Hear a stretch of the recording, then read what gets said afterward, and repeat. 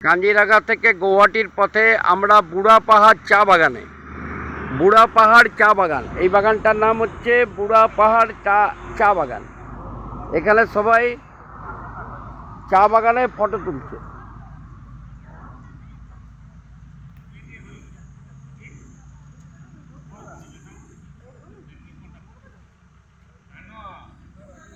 বুড়া পাহাড় চা বাগান, এই চা বাগানের নাম।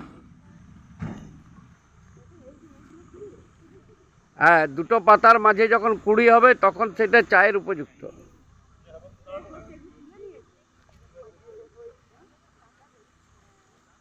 সবারকার হাতের কাছে চা বাগান একদম।